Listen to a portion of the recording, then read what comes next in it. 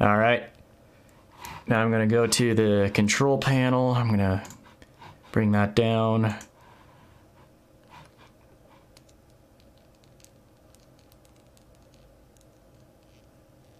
My grandparents are in the chat. That's going to be pretty cool. All right, she's getting the signal. Everyone can totally hear me right now, too. We're going to go ahead and...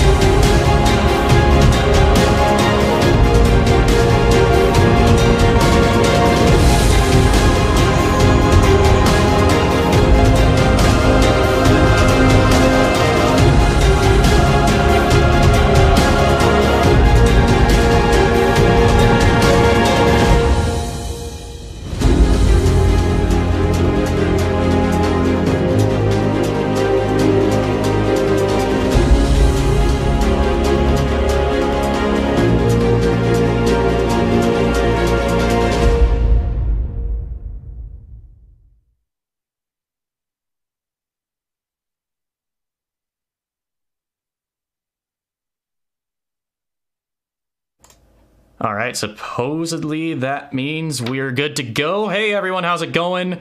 We're having a ton of technical difficulties, unfortunately, tonight, but I think if you can hear me, it's gonna be a great show tonight. And we don't need to replay this video, VLC. So yeah, we basically switched an audio device here in the AgriLive studios, and it just wreaked a bunch of havoc. So how's everyone going? Or how is everybody doing tonight? We have John Deere, Victor, Robin England, Jameson. My grandma and grandpa are watching tonight as well. Awesome to see you here. Brendan, you're here as well. We might be checking out a rough cut of that Maggie video during the stream, by the way, Brendan. Tyler Owens down from Powell is here. And you will soon be introduced to a guy named Cole Wright. Cole has a really interesting story. We're going to be talking about that tonight as far as... Oh, it's just absolutely insane. So he's from North Carolina. He was a student at a college that I went to, and just an absolute outdoor adventure fanatic. So he's going to talk to us tonight about some of his ag experiences and exploring a lot of farms in the western U.S., he doesn't necessarily come from an ag background at all, so he's picked up a ton of knowledge about the industry. We're going to be talking about that tonight. We've also got a couple other things we'll be doing, a couple of short videos we'll be checking out, and that's the agenda for tonight. By the way, the pre-show, if that confused any of you guys, that was basically one of the submissions for Submit Your Own Farm videos. I'm going to feature one of those every week as we'll call it a pre-show, so that when everybody is coming into the stream, we have that 5-minute window before I actually start speaking. That's a great time for everybody who's coming in once they get the notifications that the stream has started, that they can watch that while everyone's coming in. It features everybody's content that way. We'll still do some of the traditional reviewing your farm videos episodes. I think the next stream will be one of those because it does look like we have enough content by the time 2 weeks rolls around. So that'll be fun as well. Anyway, I definitely think we need to introduce the first co-host ever to appear on AgriLive, and that is Mr. Cole Wright. So Cole, how is it going tonight? Woo, it's as good as it gets. Awesome. Hopefully you all premium. Can hear him. So this is Cole. He is in North Carolina right now, calling in through Skype. So Cole, what on earth were you thinking when you wanted to leave North Carolina and come out to an absolute desert that goes well below zero in the winter? Tell us about that. Man, I didn't know what I was thinking. I was thinking, what do I do now? This sounds like an adventure. Okay, I'm gonna pull the trigger on this, and we'll see what happens, and maybe I'll die, and maybe it'll be the greatest. I actually didn't even realize it was a desert when I came to Powell. I thought it was gonna be super rainy and super cold. Rainy in Wyoming. I didn't know what I was doing. I was clueless. Wow, so you seriously just needed an adventure and headed west to Powell, Wyoming, of all places. Powell is a town very close. It's an hour and a half south of Billings, Montana. Population's like, 6,000? Not a very big place. It's close to Yellowstone Park. Was that part of your reasoning behind heading over to Powell? There was definitely some draw with the park being there. Also, the outdoor program at the college, at Northwest College, was a big draw. I mean, that's why I ended up going to the school. They had a really great block system where you studied one thing for 3 weeks hard, and you finished it, and you moved on. And so you'd be in the field for a couple weeks and in the classroom for a week or two. And it was, so I was like, let's do this. I'm done with pens and pencils. Let's go outside. Yeah, pens and pencils, definitely not for everyone. Like, I definitely struggle a lot with a lot of the academia, especially once I transferred here to Bozeman, Montana State University. But this semester has been an absolute breeze compared to last semester. Last semester was chemistry. This semester is basically all the ag leadership classes, and I can make videos for half of them. So that makes things fairly easy for me. Not that it doesn't have its challenges, but I'm a lot more inclined in these fields than I am the more generic bookwork, scientific-y ones. So Looks like you have a few people from Wisconsin in the chat. Victor, Hedgedale Farms. I can't remember if you're from Wisconsin or not. Whiteman is, and Whiteman, I think you missed the pre-show, but we actually played one of your videos. So once the stream archive goes up, you'll have to check it out. Thanks for being here. We're talking to a friend of mine named Cole. He's from North Carolina, a non-farmer who has picked up a lot of knowledge about agriculture, and I think we should dive into some of that. So we'll start back when you were in North Carolina. What sort of maybe agricultural experiences did you have back there? Because you're from a somewhat rural area, right? Right. I am. So my dad grew up on a tobacco plantation, and so like growing up, always hearing stories about hoisting 100-pound sacks of tobacco over his shoulders and like all this stuff. And he's from a super big sweet potato producing town, also Tabor City. Shout out to that little spot. But also my uncle grew muscadine and scuppernong grapes just down the road. So I did have a little bit of experience, mostly just running through the vineyard and picking grapes and throwing them at my cousins and eating them and pretending to work. But that was kind of the most, stopping on the side of the highway to pick some cotton every once in a while when it was in bloom because it was pretty. But that was about the sum of it, planting a couple vegetable gardens when I was a kid. And I still love a good vegetable garden. I love to eat. I mean, it sounds about right. Like that's basically the experience that you would have on that side of the world, or that side of the U.S., I should say. Not so much in the absolute deserts of Montana and Wyoming and almost any other western state. So I know this is probably one of the last things you think about or you thought about when you jumped over a couple time zones out into the kind of western portion of the U.S. But did you have any thought on like what farmers were growing in that region before you came out here? No, I don't think that was it never crossed my mind like, oh, I'm going to Pal, I wonder what people grow there. Not right off. When I got there, definitely, because there's farmland all over the place, and I was like, what is this stuff? What are people growing? This is sweet turnips? What? I didn't know what was going on. But, ended up being some sweet beets. Sugar beets. Yeah, that's pretty much that is the main crop down in that Powell Valley. They rotate barley. Mm-hmm. Oh, what else do they rotate? You should have the answers to all these, Cole. What exactly happens in the Powell Valley? And, just in general, you don't have to talk about the rotations, but... Sure. I mean, there's sugar beets and barley just about everywhere, and lots of alfalfa. And if you look hard enough, you can find some hops, but that's kind of a up-and-coming growing thing there that I got to be a part of, which I'm sure we'll get to. Yeah, actually, let's talk about hops production, because...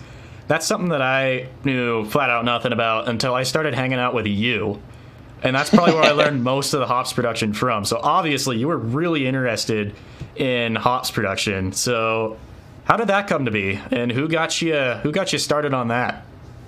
Sure. So there was a guy named Micah Humphreys, and he was a ag professor at the college. Yep, one of my professors down there. Yeah, stand up, just one of the greatest professors.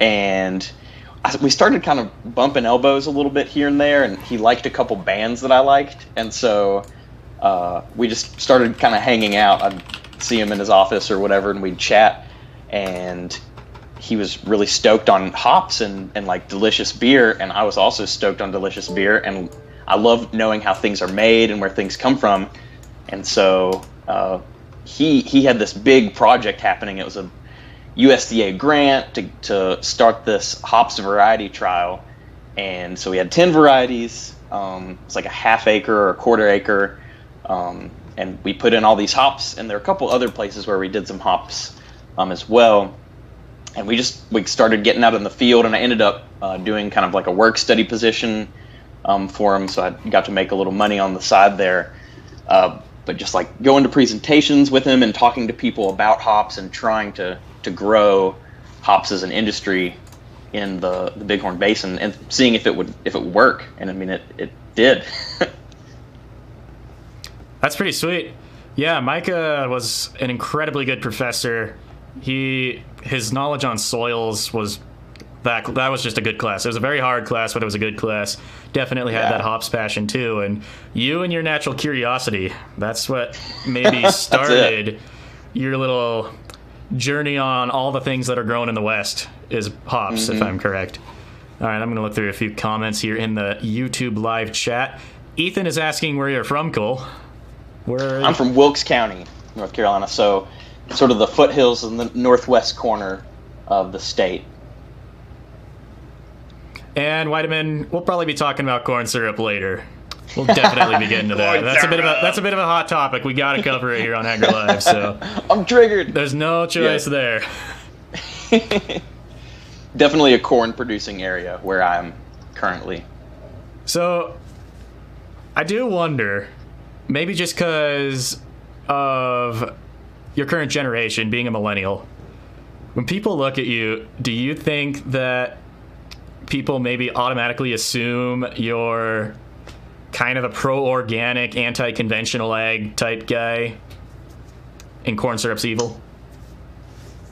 For me, definitely. Yeah, people are always...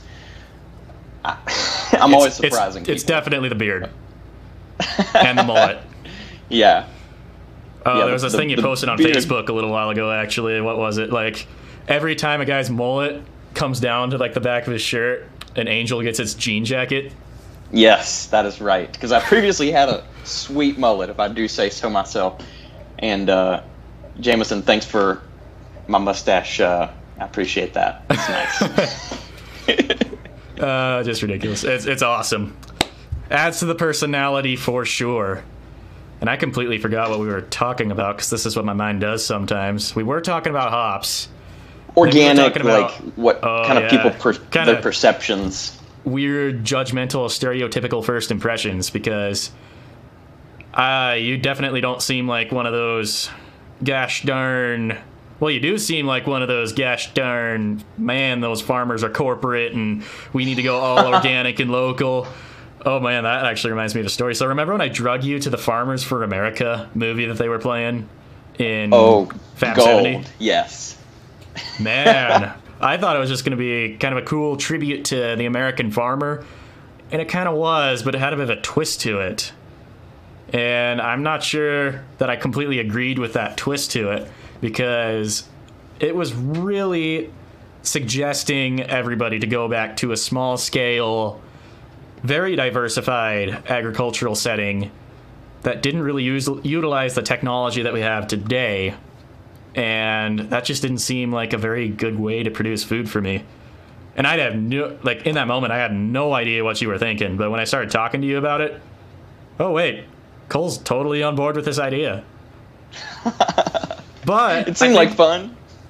I think that was after you had a few experiences visiting some people's farms, too. So I can't even remember how many agricultural settings you have been in just in these last couple years.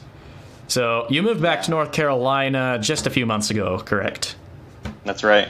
So basically, what, in the previous 4 or 5 years? Is that too many years? How many years did you spend out here? 5.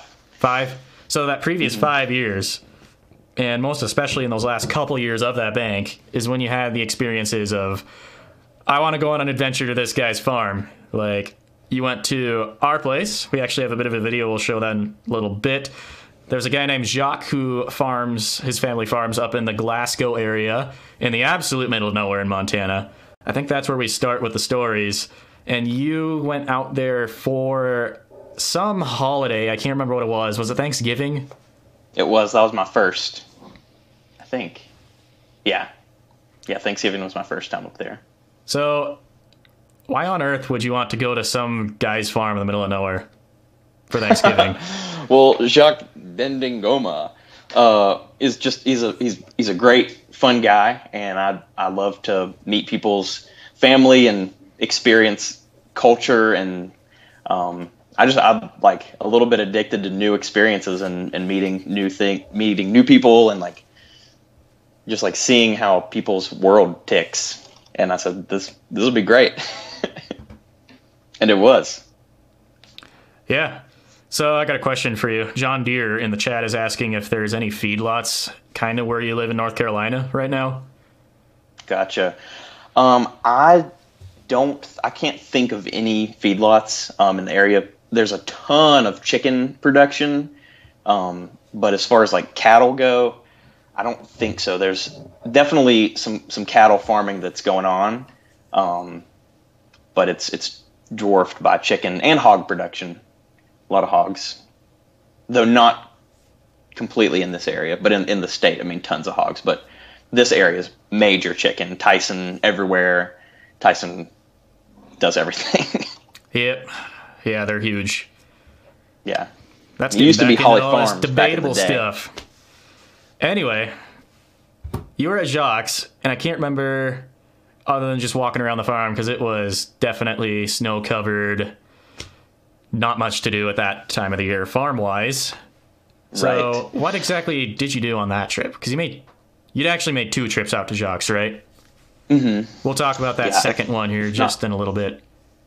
If not 3 actually, but they all kind of go together a little bit. So when I got there are grain bins all over the place, which I'm pretty excited about climbing on. I'm a little bit of a rock climber, and I love heights, and I wanted to get Cole inside thinks of when them he sees too. a grain bin. Oh, I'm gonna climb it. Also, really wanted to run a garden hose down the backside of one and freeze it, and then climb that. Oh man, but, you know. that's crazy. You might be the first person on the world to do that.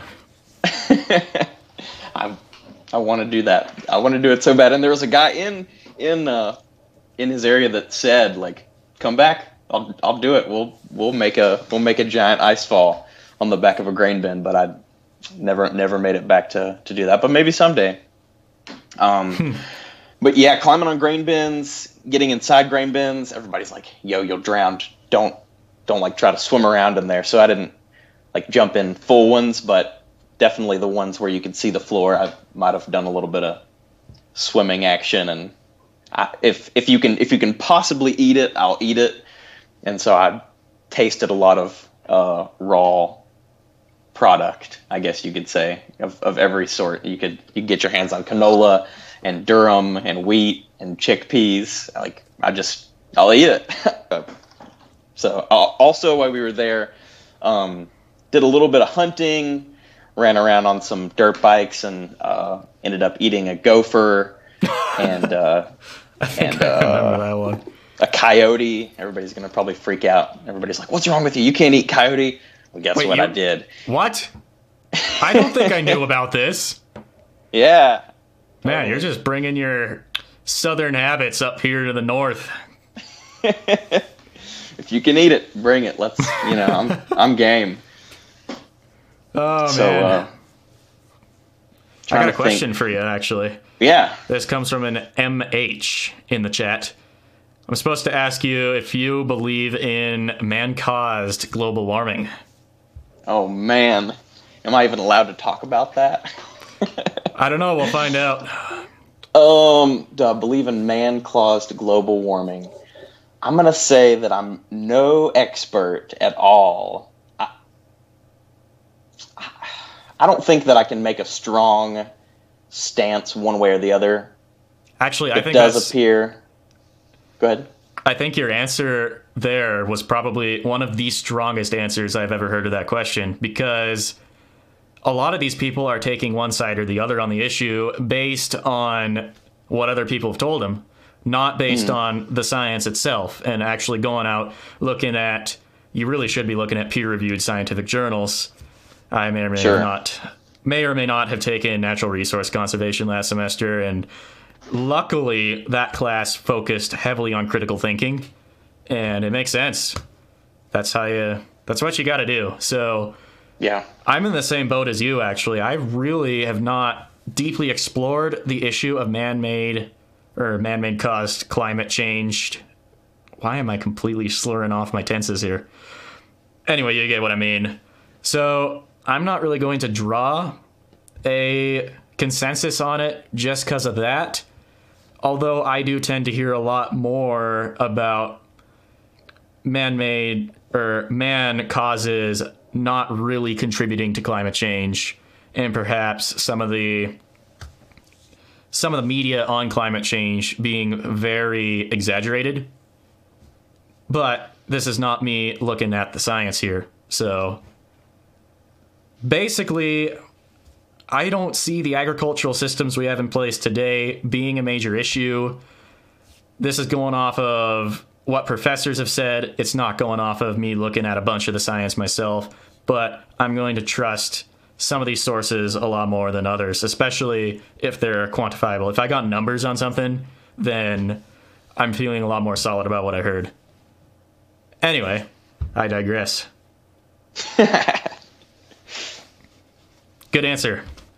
And you don't start a big comment war when you say something like that either, so. Oh, man. I think a lot of the people in the comments tonight, since a lot of the people that watch are farmers, if you said that you do heavily believe in man causing climate change, that might not have ended well for you. Yeah, and it's all the farmers' faults, too. Everything's the farmers' fault. I don't believe According that. to the media. That's why we got to do things like we're doing tonight. And we got 23 people listening to us, too, which is awesome. But that's why we're doing things like we're doing tonight, where we're actually spreading, hopefully, non-sensational, non-feelings-based content about agriculture. And we can also be entertaining, so hopefully people do actually watch the content and it spreads. That's the goal of Agri Studios in general. Yeah, and I think I've honestly, in my time with you, Riley, I've caught some of that vision. And so you sort of mentioned it when we started talking, but before I came out west and started to really get my hands dirty into ag, I had some of those preconceptions about like farmers in the non-material sense in my brain, like, oh, it must be just this big corporate, nobody cares about the land. They just like want to make as big a profit as they can and nobody cares. And that's not what I found when I started to meet farmers and watch them. All the farmers that I met were like so involved in conservation and cared so much about their crops and their land and their soil and their animals. And it was a big paradigm shift for me. And so I had my eyes opened. And I want people to know that. That is really awesome. So you're saying your perspectives have actually changed once you started meeting the people who are growing your food. For sure. That's pretty cool.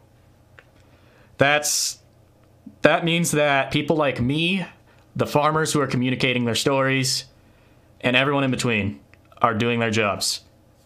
Now here's the sad part about that. We really still completely just suck at our jobs.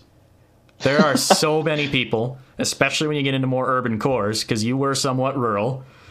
Once you get into even more urban cores, even more people who are even more removed, who don't have the opportunity to experience what you've experienced and go to these places, they are not receiving this media. They are receiving the mainstream media that is not going to be as nice to farmers.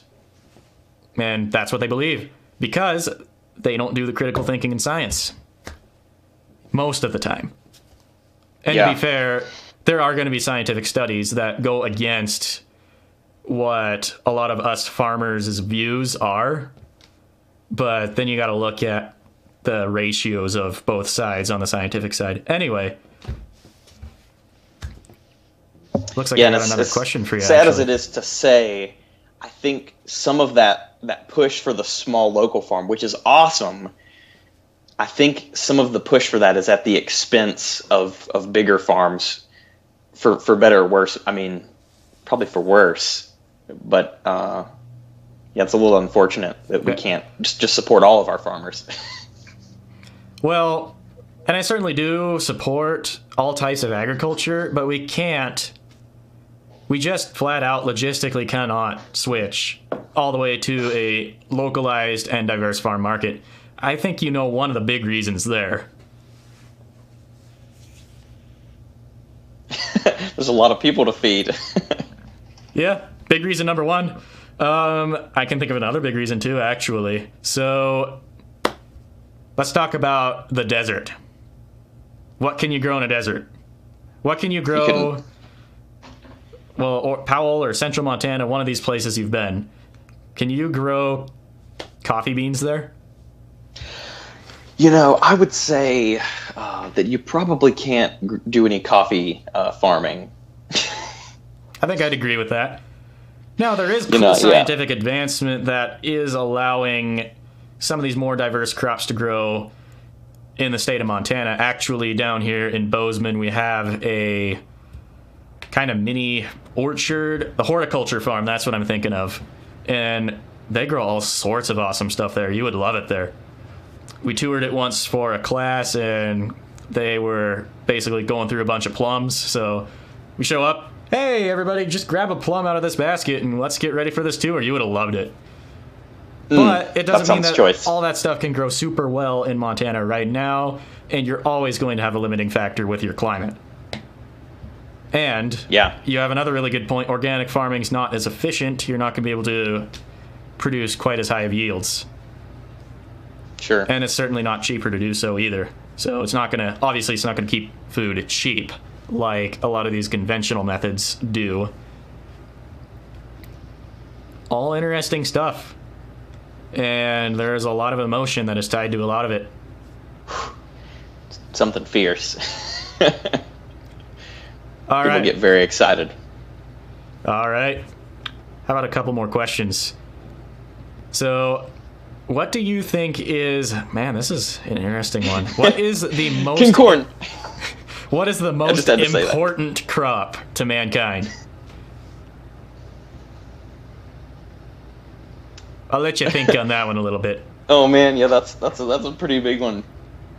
Actually, I think there is a pretty obvious answer, just because there is a crop that we have put a lot of technology into that can feed a lot of people through a lot of different methods. And I think the Bud Light commercial at Super Bowl. Yeah, it's a pretty big buzz. The good old corn. Good old corn. You can throw down some corn. So, did you watch the Super Bowl? I did watch the Super Bowl, as slow as it was. Man, I could barely do it. I'm not a football guy to begin with. So, when you have a football game like that, where you don't even have any touchdowns in, the first 3 quarters? Or did they score one on the third? I can't remember. It was a long time before anything significant even happened.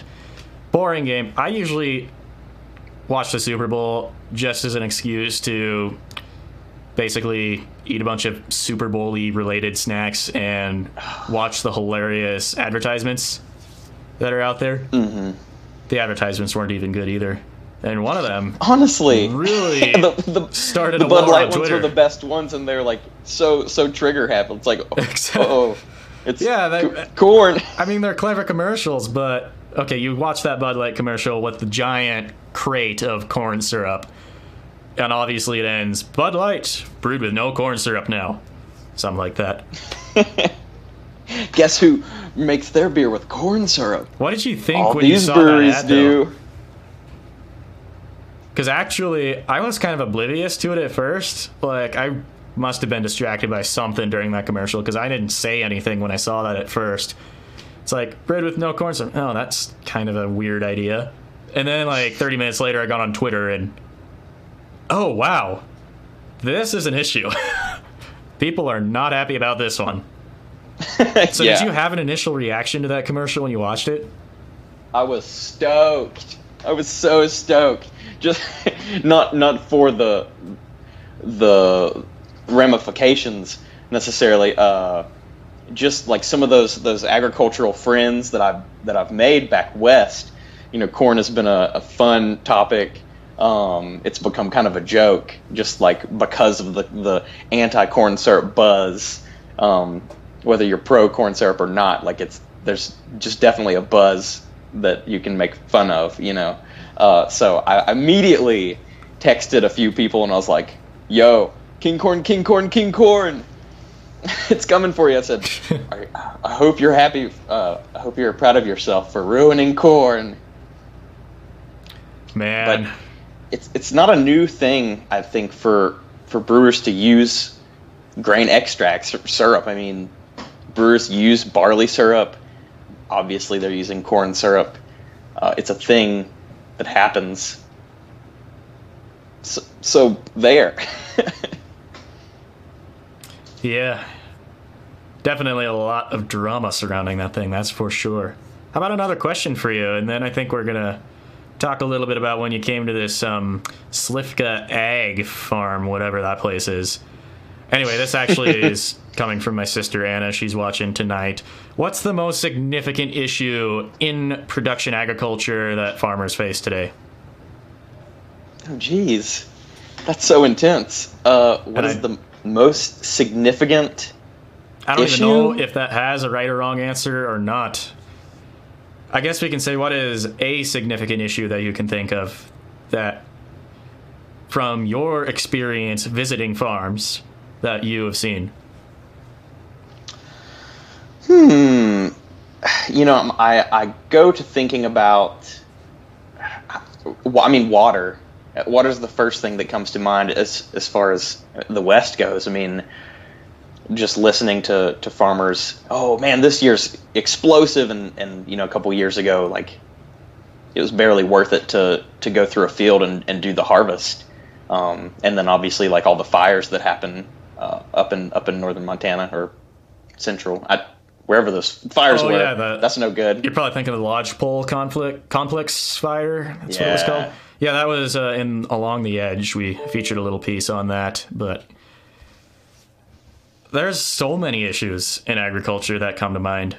People in the chat are saying money is one of them. Farmers definitely have one of the most stressful cash flows ever.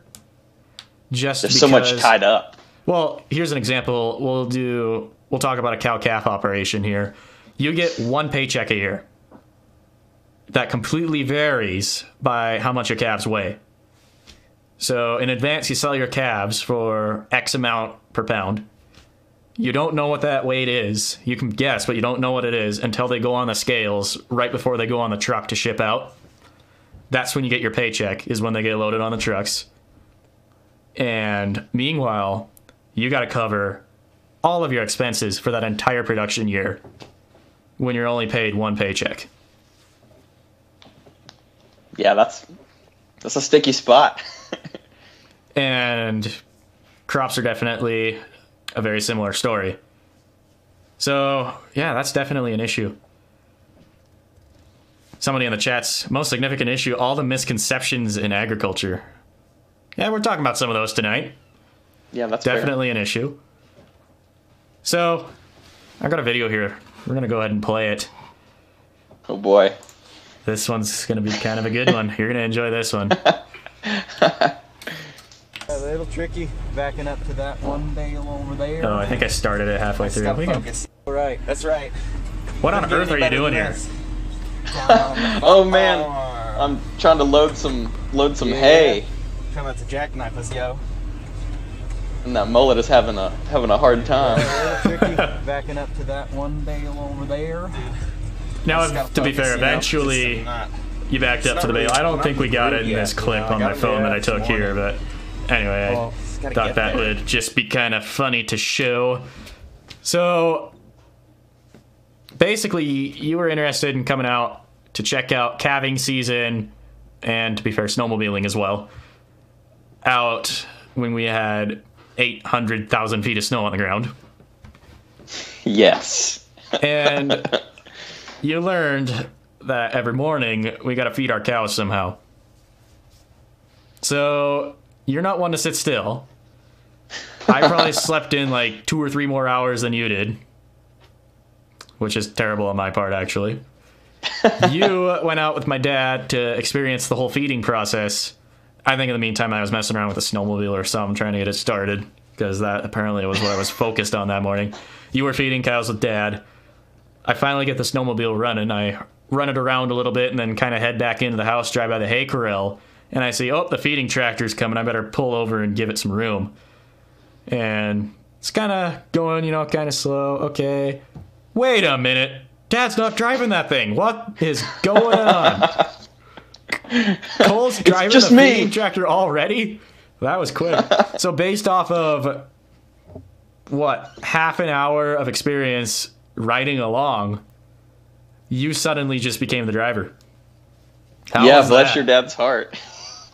I couldn't believe he trusted me. I was scared to death a little bit. I mean, I was stoked.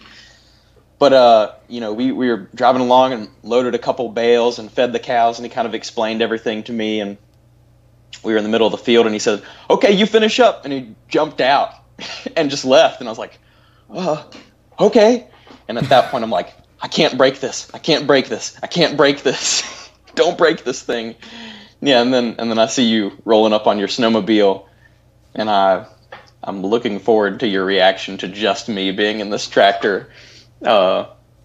Which previously the only tractor that I'd ever driven was this, like, an antique, like old, I don't know, Ford tractor or something, raking hay for a guy in eastern Wilkes County once, which was a good time. But this is a whole new ballpark, and we're in the snow, and there's a bunch of fences, and you hopped in there, and we worked on backing that bad boy up, which backing up is not super easy. I'm kind of a rookie backer-upper when it comes to trailers of any sort. And I'm definitely not perfect at it either. I'll always make the rookie mistake of turning the steering wheel the wrong way every once in a while. Usually that doesn't happen anymore, but the way my mind works, apparently it does still. But it's not that bad once you get the hang of it. But there's definitely that time period, that learning curve that you need to figure out how the thing's going to handle. And you eventually got it. That bale processor, honestly, is not the easiest thing to back up either. And especially when you got to load two bales, you got to put one inside the processor and the other basically on the forks, ready to load once you basically shred out that first one.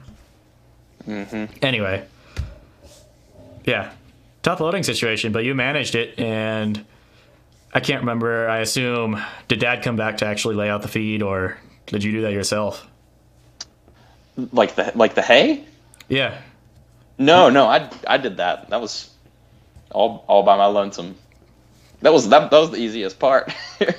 Just turn on that PTO and jiggle that switch and shebang bang. Did you even know what a PTO was before that experience, or? I think I had some reference for PTO because people love their bush hogs around here. Grandpa loves his bush hog. Well, all of us love the bush hog around here too. Lots of kochia that we like to mow down. It's a good one. It's a good tool. I assume that's still nothing compared to North Carolina. Anyway, what was your cattle production in general? We'll talk about that. The feeding and the calving that you witnessed. What were your takeaways there? Did you, maybe the top 3 things that you learned? Gosh. The calving process is just exhausting. Like, you're checking the cows all the time, and it's freezing cold, and it's just it didn't make sense to me. I was like, why don't you just do this when it's warmer? But I guess for all the things to line up right, you have to do it then, I guess. Still not clear on that even. Well, it's probably because we're not doing our job right, because people in YouTube comments are basically telling us that we're not doing our job right. I watched a calving video. New York Times actually has a really awesome documentary on basically calving season on a Montana ranch. Featured some kids helping out, all that fun stuff. And people immediately jumped to the conclusions of, it showed a foster calf that you have to bottle feed. And right. OMG, why do you take the calves away from your mother? That's just cruel. Crud. Okay, let's take a step back here. First off, almost all of the calves are not separated from their mothers. Because why on earth would we even want to bottle feed 200 calves at once? It's so much easier for us to just let them have mothers on a cow-calf operation. Dairies are different. But on a cow-calf, they stay with their mother for quite a while, right up until it's time to put them on the truck to ship out. Power to the moms out there. I just think it's funny. Like, people will definitely jump to those emotional conclusions before maybe doing a quick little... Well, heck, I don't even know if you do get a good answer on Google if you Google search calving operations and how they work. I'd hope that you do, but yeah, do the research themselves, then they'll learn that what they just said is a complete fallacy. Oh, there's another comment on... Now, calf pulling, we never actually saw a calf pull, if I remember right. But you kind of got the general gist of it. Yeah, because we were supposed to go out. I was going to film it, actually. But, man, that stuff is extremely difficult to film because you cannot get in the way of cows. It's just not happening. Whereas wheat, that is a different story. Anyway, we missed the calf pull, but I think you know how they generally work. They showed a calf pull on this New York Times mini doc that I was watching. And... oh boy, did we get a bunch of comments on that thing too. Why can't the mother just do that herself? Why are we forcing the calf out of the mother? Oh, dang it. Once again. What is the machine that is so against farms? I don't understand. Like, what is... Who's profiting? Journalism. And actually, props to the New York Times. That is the only thing from the New York Times I think that I've read that I absolutely loved. Not read, watched, but you get what I'm saying. Because that was a very well done look into calving. They did not really skew anything. Most of the editing was non-existent. And it basically was just raw footage. Okay, here's this scene. Now we're going to cut to this scene. No music or anything. It's an observational documentary. You're just sitting there watching like you're there. Yeah. Good for them. So that was awesome. Hopefully New York Times can do something else like that in the future. And hopefully we can as well here on Agri Studios. Anyway. So what were we talking about? Your takeaways from learning about the cow-calf operation. Totally. So it's pretty awesome getting to experience the whole bottle feeding thing because that calf that we missed being pulled, its mom was not stoked on being mom. Hashtag yeah, she that's another crapped thing on people that do calf. not. Literally. Oh, that was awful. I forgot about that. That was grody. And man, I wanted that calf to live so bad. Went out there to that garage and gave it some pets and some prayers and said, oh man. And I think your mom brought some colostrum. And man, seeing a calf take a bottle for the first time, life-changing. It is near vicious the way that cow just... That was new. So kind of learning that process of when that fails and like how you like get a mom to take a calf that's not hers. That was a big interesting thing to me. Had like trying to make the calf smell right, or if like a calf dies and like putting the skin on that other calf. Yeah, grafting. That was pretty wild. Yeah. That was something. Yeah, well, people just don't understand that mother cows do that, and it actually happens quite a bit. Sorry about that audio. I think only you heard that. Getting a bit of a video queued up that we're going to watch here in a minute. This might go along well with a question that I see somebody's asking for you, Cole, in the chat. That is, what is your favorite tractor brand? I'm more scared to answer this than I was the global warming question. Yeah, don't say the wrong thing here, Cole. Oh, man. You know, I'm growing up, the equipment that I had the most, that worked the most, was the old Deere. You know, that's just what I had. That was around. Our lawnmower was a John Deere. I guess John Deere. It's well marketed. Yeah. I think that's a solid answer. Yeah. Now, I know. my grandpa's probably not going to agree with you, but I think Who's a that? lot of other people are. My grandpa. I think he's watching. Okay. Pretty sure, Riley, your sister said friends don't let friends not drive John Deere tractors. Something like that.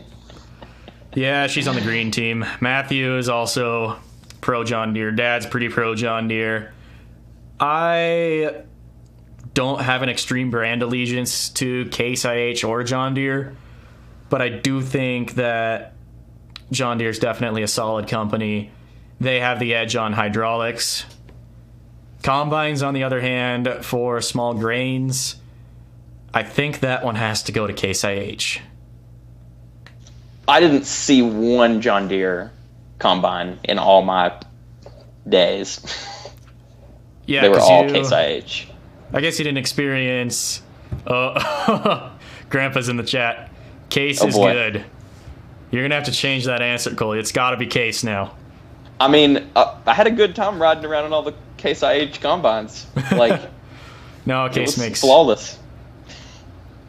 Case has got the combine thing pretty much figured out. They're not perfect, but there's a reason that everybody's buying these flagship Case IHs. 8230s, what we run. Oh, here's some. Do you know what a big bud tractor is? A big butt? Big bud. not what you just said. Big bud, B-U-D. I don't. I have no idea what that is. Oh no! Everybody is just gonna completely freak out in the chat now. My education is flawed. Okay, we gotta refer you to a YouTube channel here now. This is gonna be Nick Welker. Welker Farms is his channel name. He's a native Montanan as well. He's huge. He has close to 150,000 subscribers. He'll be there before too long. He's not quite there yet, but getting up there. And the reason all these people are subscribing to him, one of them at least, is Big Bud Tractors. So I'm going to let you check out that channel after the stream. And next time, we're going to need a report on what all you learned about Big Bud Tractors. You sure it's not Big Butt Tractors? I'm pretty sure. If you Google that, I don't know what it's gonna happen. It's probably not a good. That's probably not a safe thing to Google. Yikes! Now riddle me this. This is I'm not a tractor guru, though I've played with some antiques, the McCormick stuff in high school ag class. We were let loose. But does Husqvarna make tractors? Boy, not actual agricultural tractors. I'm trying to think if they've made subcompacts. Like garden tractors. Somebody in the chat's going to have to answer that one for me because I can't remember. I feel like people around here are stoked on Husqvarna. That makes sense. Yeah, they do make subcompacts and riding mowers. And a lot of people in your area would have those. Yeah, we've got some grain to mow. Yep. A lot more so over there than in this frigid, deserty... I don't even know how to describe this place anyway. I've already used all of the adjectives. It's paradise here, you know, like you get some good snow. Okay, yeah, what's the temperature there right now? Right now, I would guess that it's probably 60. What? That seems 60? too warm, but today it was 73, which is 73. Super warm. Do you want to know what our high day was? I'm going to say your high was 3. I think it was 0. You're close. You don't miss the cold, do you? Well, you know, I don't tell anybody this, even though I'm telling the world. I a little bit do. I had a good time when it was like 20 below. It was fun. I don't miss it lasting until May. You're the that was ridiculous. Apart from the lasting till May comment, you're the only person that I have heard that enjoys 20 below 0 weather. It's fun, you know. The ice gets real big and real good for climbing. Skiing's good. And for better or worse, this mustache turns into a brick of ice, and which is obnoxious, but it's pretty fun. In college, a guy photoshopped an ice climber on my mustache that was full of ice, and that was a real highlight of college. I think I saw that. Oh boy. I think we got to talk about tractors a little bit more here, though. So, the Maggie Farm Show. We've been talking about this a little bit on a couple of the previous streams, but I'll fill you in, Cole. The Maggie is Montana's largest farm show. And I think if you've been enjoying all the things that you have in your adventures, I think this would be a fun one, too. There's lots of candy, too. All sorts of stuff. Big machinery, small machinery, a ton of folks to talk to. A guy named Brendan and I went a couple weeks ago and brought home a ton of footage from that event.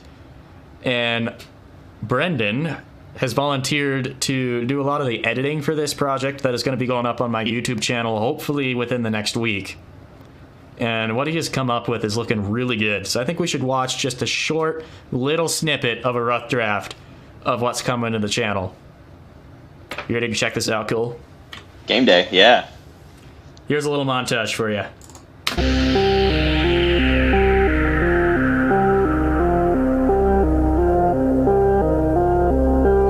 We didn't even talk about Challenger tractors.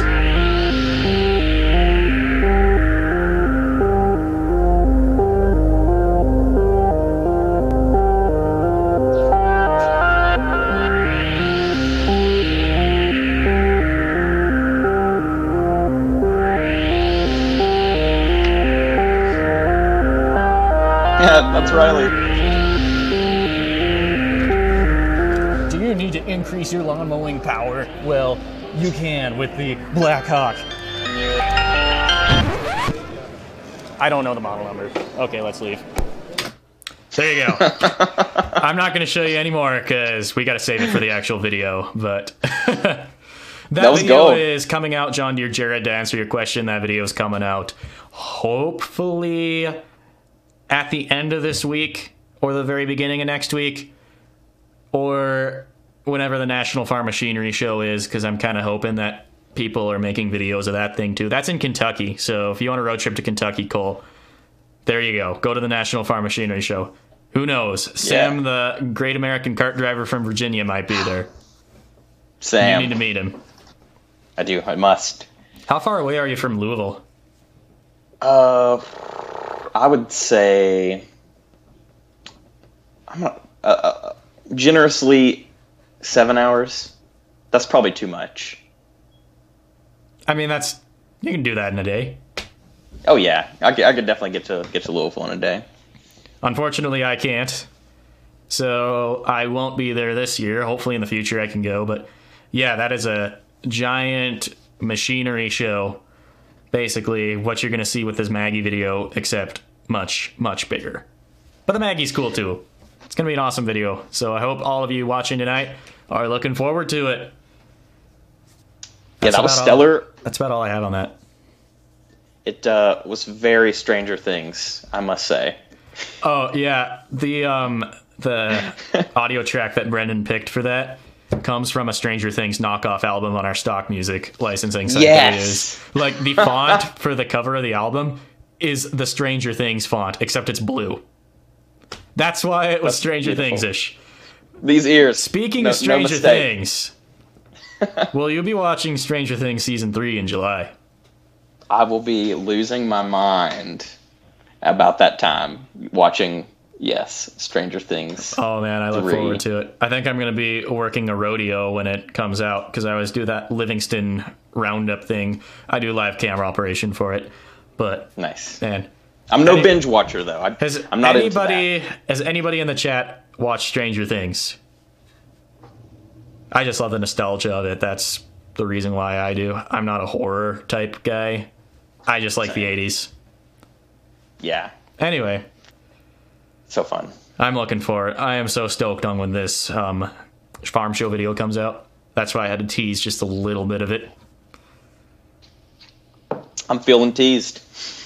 Yeah, Brendan's in here. Thank you very much for everything you've done on that so far. Hopefully we can get it wrapped up here at the end of the week. A lot of people are looking forward to it. I'm really hoping it does well.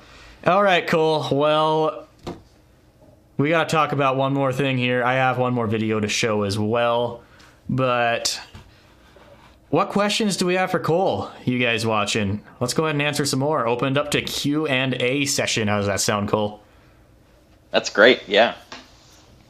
We'll wait for some of them to roll in. We were talking about that whole 30-second delay. It takes a little while for him to get the message. It takes a little while for him to form some questions. We've definitely covered a lot of interesting stuff. What else? Man, what else do we got to talk about with your experiences out here? And yeah. That was in Broadus, right? That was the King Daddy. Oh, man. Yeah, so I went with a fella named Tim Herzog home to Broadus, Montana. Riley, where's Broadus, Montana? Broadus, that is the southeastern portion of the state. It's about the only town that exists out there. Eastern Montana is quite desolate place. So Broadus is almost no farming and lots of cow-calf operation.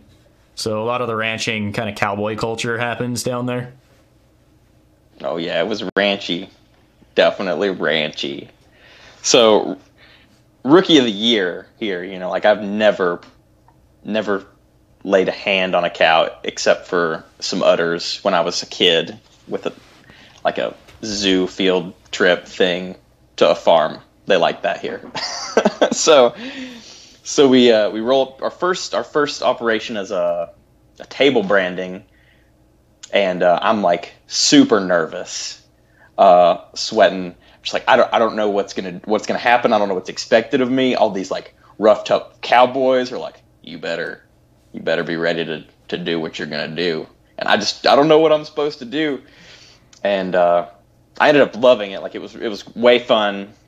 The first day I got just perfectly kicked in the business, and I thought I was gonna die. Like I saw stars.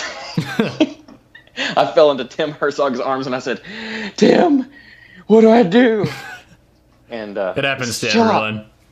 Yeah, so I laid down for a few minutes and got it together, and I enjoyed quite a few Rocky Mountain oysters. Tim's dad is like about the Rocky Mountain oysters, so we had a few that were just laid on the branding iron heater, the fiery thing. Don't know what that's called, which was pretty good. It was a little gruesome. That was the most gruesome thing to watch ever. But they were delicious. But the day that nearly killed me was the rope and drag. So we did a couple table brandings while we weren't riding bikes around Broadus and acting a fool. Table brandings. So what's the difference between a table branding and what you experienced first there with the wrestling? So no. The first one was a table branding. Oh, that one was a table branding. Sorry. Yeah, which my favorite part, oddly enough, I loved like kind of herding the calves into the smaller pen. It was a real thrill with like the stick. I like running around. So you like abusing animals. Pumped. That's exactly what I said. Man, Cole, we're not supposed to be doing that. All these people from Seattle telling us how to do our job. That's unacceptable. You should not force cows to go from one pen to another. I'm gonna get a letter from PETA. Oh man. Yeah. So the first was the table branding, which is you push the cow into the chute and they pop it up on the table. And most of the time I was just pushing, but one day I got to tie the legs and hold those back. It was exciting and scary because I thought I was going to get splattered with a lot of manure and the explosions that sometimes occur, which I did get covered a few times. That was cool. Yeah, that happens too. I don't think I've ever smelled so gross in my life as when after you come home from those bad boys and you're covered in cow sewage. But then the rope and drag, I thought I was going to die. Again, didn't know what I was doing, and the farmer thought I did know what I was doing. There was another guy who was also a complete rookie, and thought I was going to get branded myself or get a shot of cow vaccines. There's a buzz for you. Oh boy. And after that was one of like the biggest days, and after about halfway, I kind of figured out what I was doing, and I wasn't gonna die, but I was. It was a real struggle, to say the least. That first battery exhausted. I think I just disappeared. That's not good. Oh no! Where'd I go? I'm so confused right now. It's nothing but blackness on the left side of the screen. Try turning on the lights. Did you hit the light switch? The lights are plenty bright in here. I think I'm going to have to figure this out. So, good thing I have entertainment for technical difficulties. That's going to be great. I think I can just switch out the battery here. So, yeah, branding. Interesting experience for you, for sure. Yeah. Learned how to clean calf testes. Like, I guess there's a special way that you cut them before you fry them if you're going to do that. And learn how to do that real well. And there was a lot of blood out there. So, I see a question, and I'm just gonna holler. I've never been to a tractor pull, though I've heard people talk about them all my life. The big thing here is lawnmower races. So races. I'm in like racing capital. Junior Johnson lived down the road. Moonshine is king. All that. So people race their lawnmowers. They soup them up and they ride around this little track, and it's quite the community event. I've never raced before, and I couldn't tell you what the first tractor I ever drove was. Unfortunately, I'd have to consult my uncle, which pretty sure I did some not very safe things as a kid as far as riding on tractors. I don't think any of us have been safe on tractors. I'm going to focus my camera here real quick. Looks like we're going to be back up and running. So apparently my power source for the camera is not drawing enough amps to completely outdo the internal battery, and it just crashed on me. So I think we'll hopefully be back up and running for at least a little while here. Luckily, well, maybe unfortunately for some of us, the show is about to come to a close, but we have a couple things to do first. So, remember that time we went to Portland, Cole? I will never forget it. Remember the bakery? You don't remember the bakery? Oh, I don't think we toured the bakery. Oh, I was thinking Franz. Of course. We almost toured the bakery. Franz brands. I've never eaten so much bread in my life. Good times. Yeah, we stopped at their outlet store and basically bought our week's worth of food for that spring break trip. Right there. Man, that was so good. Oh. It's good. If I'm ever in Portland again, I'm stopping there. There's a special connection I feel whenever I see a Franz truck. I'm just like, hey, what up? I get you. Yeah. I would buy more Franz bread if we didn't have Wheat Montana, though. Fair. I can't find any Wheat Montana down here, unfortunately. Yeah, you're going to be too far away, unfortunately. But yeah, Wheat Montana's the best. Such an awesome operation. I really hope I can do a video about those guys one day, too. Dean Folkvord, smart guy. What he started it is absolutely amazing. And it's an awesome way to connect wheat farming to consumers as well.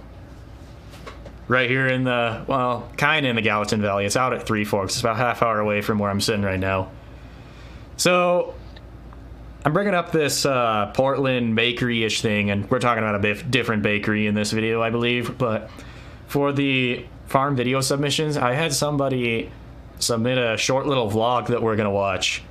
And he explains how consumers can track down a product to where it came from in the world. So this is a farmer from Washington who's holding up I completely forget what the product is. We'll see in a minute, but basically talking about that, looking at the label and saying how farmers like him contribute to yet another product on the shelves on supermarkets across the country today. All right, let's go ahead and check this out. Hello and welcome. I'm Justin Simonson here on Simonson Farms. As you can see, I've got combine here inside our shop area. Oop, and you can see that it's kind of barfed its guts out. Something wrong with the rotor there. Know what combine innards look like.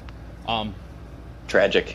The reason I want to do internet videos about farming and stuff is because I'm meeting more and more people who don't have a farming relative or have ever known a family member who was a farmer, and that gets to be a scary thing when you're trying to relate to people about your life, your business, and just what you do on the normal day to day. So what I'm going to do, hopefully, is get a little bit of relatability here. Get me a link between you and me, and we're going to see if some people can at least have a little appreciation of what we do here in Adams County near Ritzville, Washington. So how do I do that? This little blue box. So these are made in Portland, Oregon. That the Nabisco tag there and this one-handed Mondelez tag. They have a bakery outside of Portland, Oregon, and that is the only bakery that makes these crackers. You ever had chicken biscuits before, They Cole? also make Ritz I crackers, have had chicken biscuits. the soda crackers, the premium crackers. I think they do some good thins there, Chips Ahoy cookies, and of course Oreos. And you might be asking, so why would that give me any link? Give you, I should say, any link to me? Well, the flour that is used for these crackers is milled 50 minutes away from where I'm standing. Oh, okay. That's lovely. Drive at the right speed. In Cheney, Washington, my internet. I believe the name of the mill is ADM, and they get flour. I think I have the play speed set up to 1.5. Someone was asking why I was dogging so fast. It is very reasonable to assume that wheat Is that better? that I grow that goes through this combine here ends up at Something that seemed a little flour off. mill, There we go. gets made into flour, gets put on a train car, sent down to Portland, Oregon, and then becomes chicken and a biscuit. So if you go to your local grocery store, there is a very real possibility that I grew the wheat that became the flour that became these crackers, which is pretty neat. If you want to try to get stuff that I make or may have produced anywhere else, they have a code here on the box. This one doesn't show up well. The AH after the date. I don't know if we can see any of that. It is the code for the Portland, what do you call it, bakery. And so, the only problem is that if you live on the east side of the Rocky Mountains, probably parts of California, you probably aren't going to find anything more available than chicken and a biscuit from the Portland Nabisco Mondelez bakery. They are not the biggest bakery in that chain, so they have like 5 other bakeries in North America, and they make stuff with North American products. So if you want to support some American farmers, go out, get yourself some chicken and a biscuit. That's me pretty sure. Anything else, that's going to come from the Midwest and maybe even parts of Mexico and Canada. So that's my spiel. Thanks for watching, and it's time for me to get to work. All right, so I guess I got to go buy some chicken and biscuit now. These are made in... For sure. So much. Yeah, it's chicken and biscuit has a real cult following, I think, around here. I love what he's doing. I'm always stoked to figure out, this is made by a bakery, and the wheat comes from this guy. That's really fun. I think it'd be fun if food was labeled super clearly. That was always something I was interested in when I was visiting, like Jacques' farm especially. Like, where's all this wheat going? I mean, there's tons of it. Which bakeries? I mean, I'm gonna eat some of that and some bread one day. I don't know. For sure. That'd be awesome if we could find a way to do a better job of labeling at least general sectors of where these come from. Some places are doing an excellent job at things like this. Five Guys. They always list where the farm their potatoes came from is. Every time you walk in there, oh, these potatoes are coming from Preston, Idaho. Something like that. I'd love if they had... I love a good peanut. We make some peanuts down here. If you've never had a boiled peanut, jump on that train. Do some research, get a boiled peanut. But it would be fun if some of those peanuts came from down here. Yeah. And labeling agricultural foods in general, that's actually another hot topic. I believe USDA has approved a genetic engineering label that's going to go on foods, which is a good thing. But we also have the certified non-GMO label out there, which, man, it's just causing confusing messes, I feel like. And we're labeling non-GMO. Okay, putting a non-GMO label on salt. I'll let you think about that one a little bit. It's possible. I think it's actually been done. That's the issue with that label. Because a lot of things are non-GMO. A lot of things are GMO because of corn syrup. But there's a lot that are not either. So the genetic engineering label hopefully is a step in the right direction. But there's a guy named Nick Syke, channel name No Ideas Media. He talked about this. He's not super thrilled about even the genetic engineering label.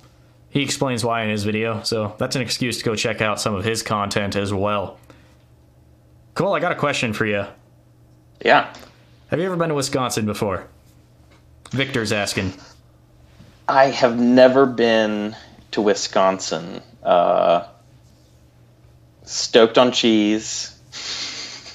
I knew a girl from there one time, and she was very stoked on cheese. But unfortunately, I've never been to Wisconsin. Missed a little bit of the Midwest there. But I'd be stoked to come out. Yeah. Wisconsin's awesome. I've been there a few times before. We have some friends who own a dairy in Richland County in Wisconsin. Awesome place to be. Different culture. I think you'd really love dairy farms because there's a lot happening at once. Especially when you're cutting alfalfa hay or putting up silage. Lots going on in one point in time on a dairy farm. Yeah, we had some fun down at the Tillamook factory. Oh, in Oregon, yeah. Yeah, unfortunately we couldn't tour the whole thing, but yeah, that was awesome. They're doing a very good job of their visitor center down there, showing some agricultural connections, because they had that milking parlor. That's actually how my year in review video started with. There's a clip from that trip, actually. Nice. Yeah. Tillamook cheese is the best. It was super good. I ate more than my fair share. Go through that line and start again. And the lady was super stoked for me to be there. She said, "Oh, have some more cheese." I said, of course. All right. But thinking about that combine's guts being everywhere reminded me. So the second time I went to Jacques' farm, when we first pulled up, we rode through this field in his I don't know, whatever he drives, little Ford Focus, stubble getting up and everything. Oh, that's and one of the combines was broke down. Stubble. Yeah, I know, right? Only Jacques would do that. You're gonna catch this thing on fire. Exactly. But this combine was sitting there and just missing 1,000 teeth, and being close to the coast and having quite a bit of coastal experience, these combine teeth look just like megalodon teeth. In case you didn't know, I'm pretty sure prehistoric farmers were probably cutting grain with megalodon teeth, and that's how we got to where we are today. The modern sickle bar. Yeah. Oh boy. In fact, it was probably Flintstone style where they had the megalodon on land, and the megalodon was chopping and processing the grain. I would say Mesopotamia, whatever. It's probably what was going on. If I could give an educated answer, to that. I have a text message from Seth Carter down in Powell, Wyoming that he sent over an hour ago because I have not been looking at my phone. He has to correct us because we forgot to talk about beans and sunflowers. They're grown in the Powell Valley. Yeah, that you couldn't be more right. I forgot about those. What kind of beans are those? Some kind of yellow bean. Yeah. Northern Austrian peas, Austrian winter peas. That was okay. I rode around in a combine with a guy in Powell, Corey Foreman. Yeah, and we were getting some Austrian winter peas up, and there were a million grasshoppers. And yeah, I'd eat a grasshopper in a heartbeat. You would. There's always grasshoppers. we have a lot of grasshoppers too when we're cutting wheat, especially. And that kind of depends on the year, too. Sometimes they're much worse than others. All right, so everybody who's in the chat right now, I have actually a couple different questions for you. Number one, these AgriLive sessions that we're doing, are these something...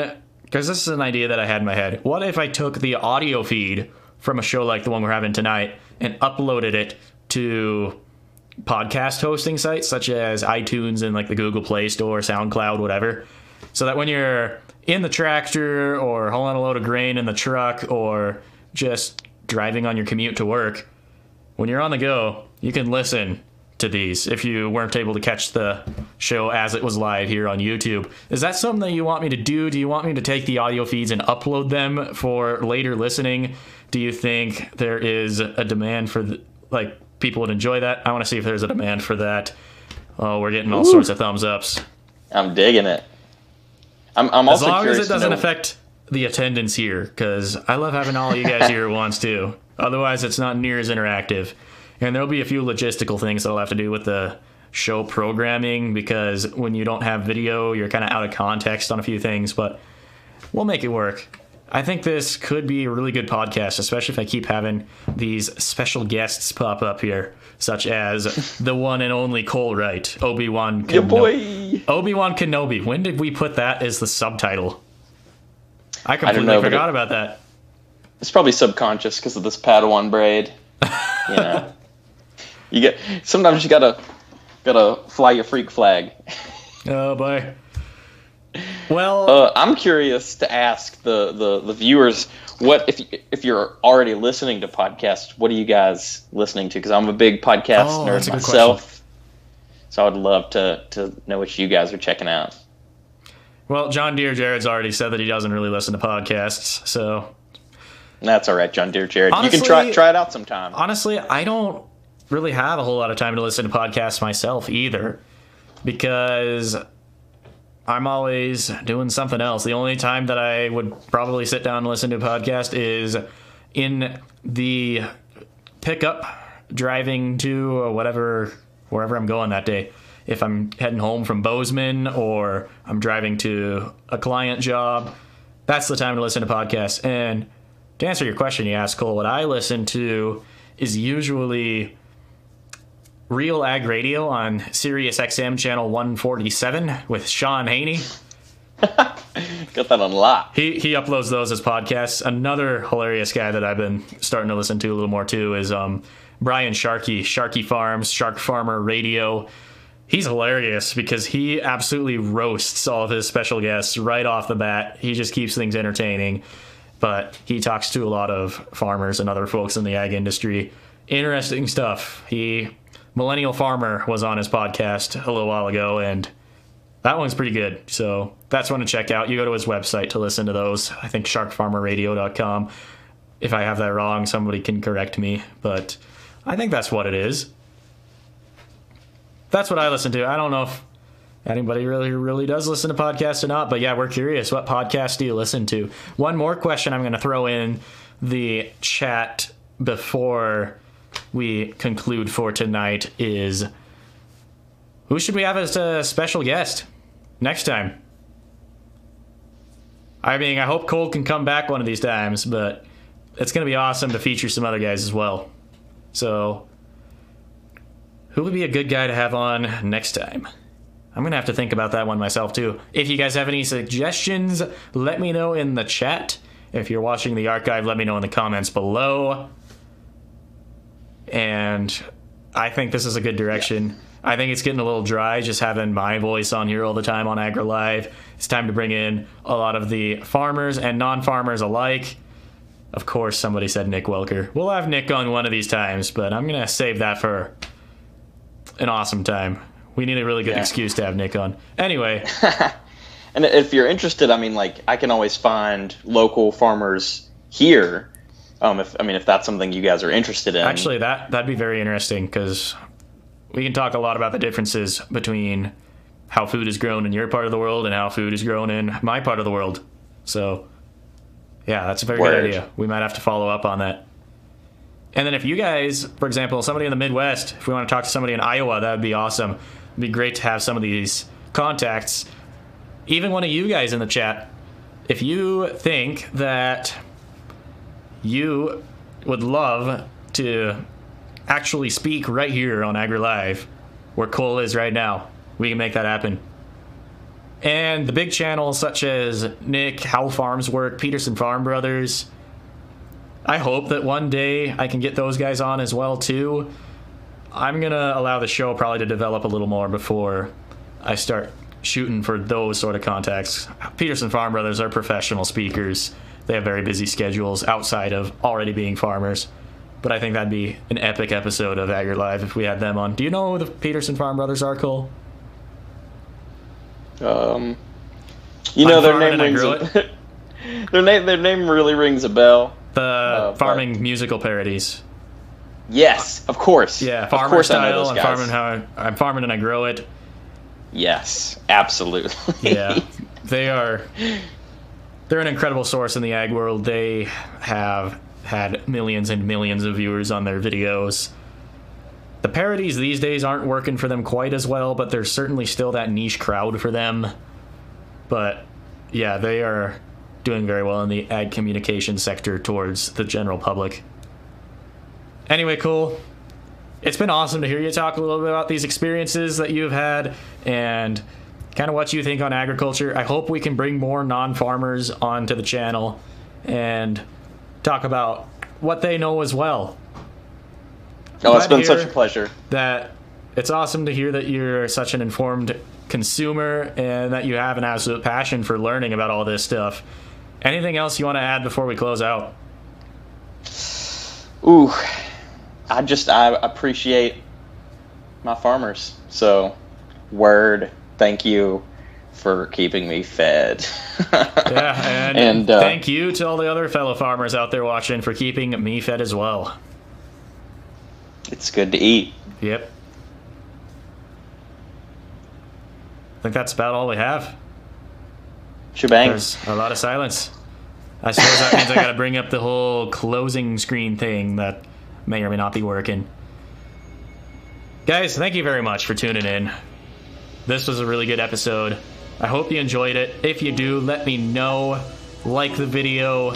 If you happen to not be subscribed to the channel, which chances are if you are watching this you are, but if you're not subscribed, please do so. It is free to do so, and it makes sure that you don't miss a future video. So, yeah. Cole, thank you very much for taking time out of your day to be on the stream and have this awesome discussion. It's been great. So fun. Yeah. I think that's going to be it. We'll be back in 2 weeks. Next time, we're going to be looking at some more of those farm videos that you guys are submitting. So, the link should be in the description of this if you want to submit one. And I hope to see more of those next time as well. Hopefully, we'll be doing that. Maybe we'll have another special guest. Who knows? But thank you very much, guys. That's all we got. I'm going to shut my camera off so that I'm like officially gone. And until next time, see you later. Good night, Miss Calabash, wherever you are.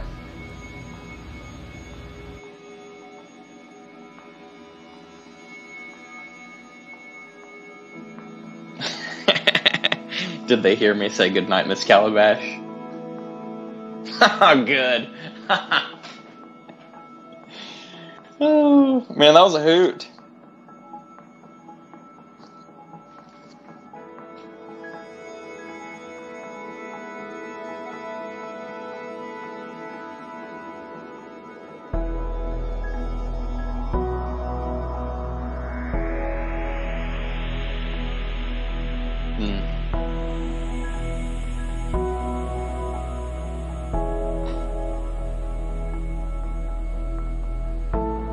Yeah.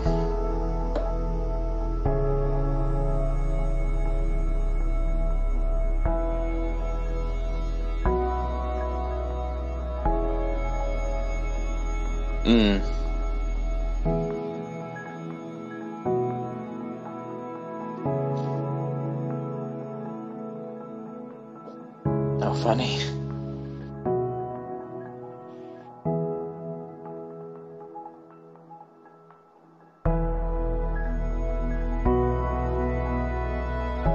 Oh, nice.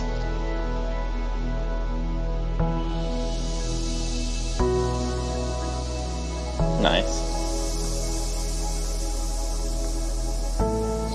Excellent. I thought it was fun. I really enjoyed it. Yeah. Yeah, for sure.